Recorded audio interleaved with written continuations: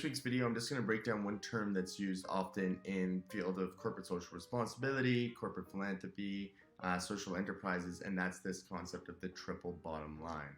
The 3 Ps, people, planet, and profit. So what the triple bottom line is essentially an accounting framework that incorporates 3 dimensions of performance: social, environmental, and financial. It was coined about 25 years ago from John Elkington, who was an economist, and he wanted to go kind of beyond the traditional measures of a company's performance, which was based on profits, return on investment, shareholder value, and also include ecological and social measures. It's referred to, I think, often as a means of accounting for a company's full cost of operations. And I intentionally included a graphic with a declining arrow here so I could speak to it, but I think what happens a lot with people who don't directly work in these fields, the fields of kind of corporate social responsibility or corporate philanthropy, is that they would regard too much emphasis on people, too much emphasis on planet as secondary to profitability, and actually is something that may compromise the bottom line and profitability overall. What you'll learn in this course and all the videos that I put up is that's actually the exception to the rule. So let's get into it. So the first pillar of the triple bottom line is focused on people. And that's how does a company improve the lives of its employees and the communities where it operates. It's relatively, I think, self-explanatory that there's a lot of social kind of global injustices and inequalities right now. A report just came out from Oxfam saying that 1.3 billion people still don't have access to electricity. 1 out of 8 children across the globe are unable to attend school. So this people kind of pillar of the triple bottom line looks at how companies are kind of going above and beyond their typical operations to create these new opportunities and to benefit those communities where they operate. The second pillar of the triple bottom line is focused on planet, and this essentially just assesses what a company is doing to reduce its environmental footprint as much as possible. What kind of mitigating policies does it have in place? This include things like reducing waste, investing in renewable energy, low emission energy, better management of natural resources, better reclamation policies, improved, I think, kind of supply chain transparency, so consumers know that what they're buying is what companies are professing it is.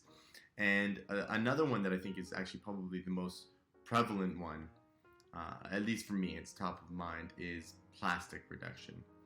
So a report came out from the World Wildlife Federation in 2018, said 18 billion pounds of plastic flows into the ocean every year. That's the equivalent of 5 plastic bags covering every single inch of coastline.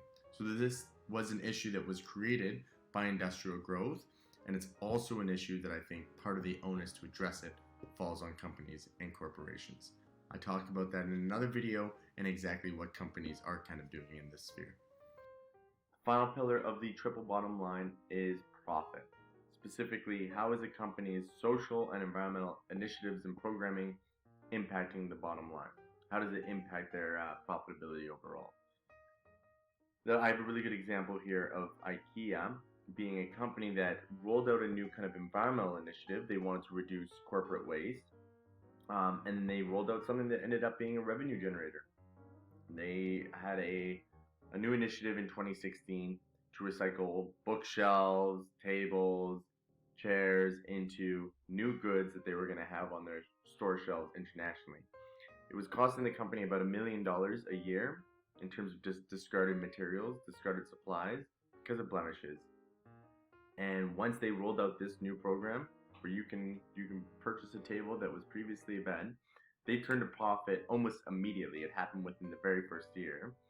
And this is one of many examples of companies that have rolled out programs to improve social and environmental performance and ended up bolstering the companies, not just their reputation, but profitability. I think it's really important for companies that wish to remain current to understand the triple bottom line, because this is the new trend for the industry. A report just came out from Andrew Savitz, an economist, said that there's about 250 mutual funds right now, global mutual funds that are currently screening companies based on their triple bottom line performance. And companies are wising up to this as well. Within Fortune 500 companies right now, about 90% of them produce sustainability reports, and that means that they're reporting on their social and their environmental performance. Anyways, that's a little on the triple bottom line. I'm going to have a few more case studies on how companies have actually rolled out these programs that look like they would be costly and ended up being revenue generators very soon here. So just keep posted for that.